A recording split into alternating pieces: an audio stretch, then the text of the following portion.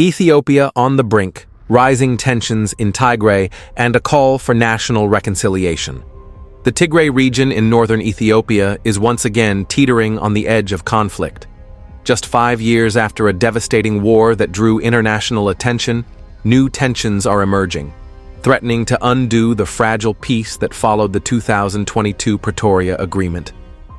The scars of the last conflict remain fresh. Nearly 600,000 civilians were killed, over 120,000 women were subjected to sexual violence, and the region was left devastated physically, emotionally, and economically. The war, which erupted in late 2020, pitted the Tigray People's Liberation Front, TPLF, against the Ethiopian federal government and its allies, including Eritrean and Amhara regional forces. It was one of the deadliest conflicts in modern African history. While a ceasefire brought temporary relief, the deep-rooted causes of the war were never fully addressed. Now, with tensions rising again, Ethiopia appears dangerously close to another round of violence.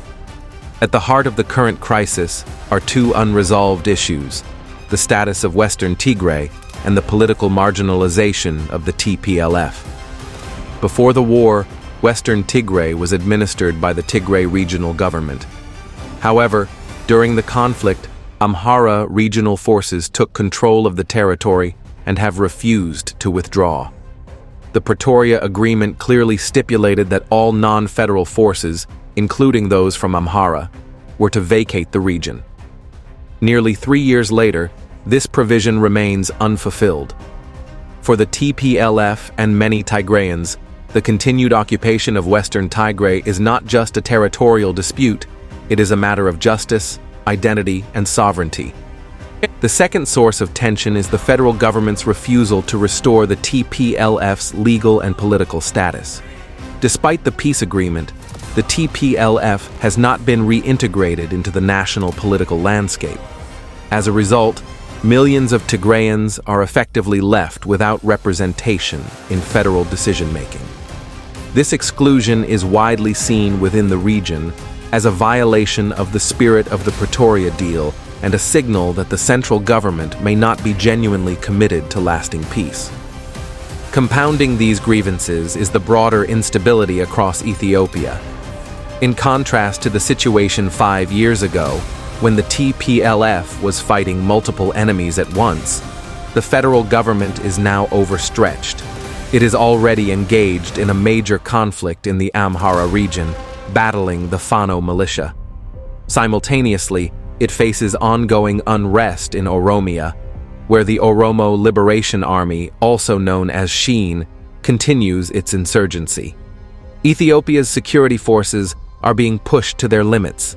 In an unexpected twist, there are even rumors that the TPLF may be exploring an alliance with Eritrea, a nation that was its fiercest enemy during the last war and was accused of committing serious war crimes in Tigray. While these claims remain unverified, their mere existence highlights the unpredictable and volatile nature of the political landscape. If such an alliance were to materialize, it would dramatically alter the balance of power in the region and present a severe challenge to Prime Minister Abiy Ahmed's government. In the midst of this uncertainty, Field Marshal Birhanu Jula, Chief of Staff of the Ethiopian National Defense Force, ENDF, issued a stark and urgent appeal. He called on all armed groups in the country, the TPLF, Fano militia, and the Shine Ola, to disarm and engage in peaceful dialogue. His message underscored the growing danger posed by the proliferation of regional militias, each operating with increasing autonomy and often in direct defiance of federal authority. Birhanu's appeal was particularly pointed toward the TPLF, insisting that it surrender all heavy weaponry. According to him, no single regional force should be allowed to maintain military-grade arms, especially after the Pretoria Agreement.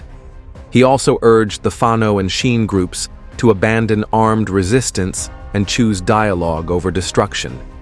His remarks paint a dire picture of Ethiopia's security situation, describing it as horrific and warning that the country is at risk of complete fragmentation.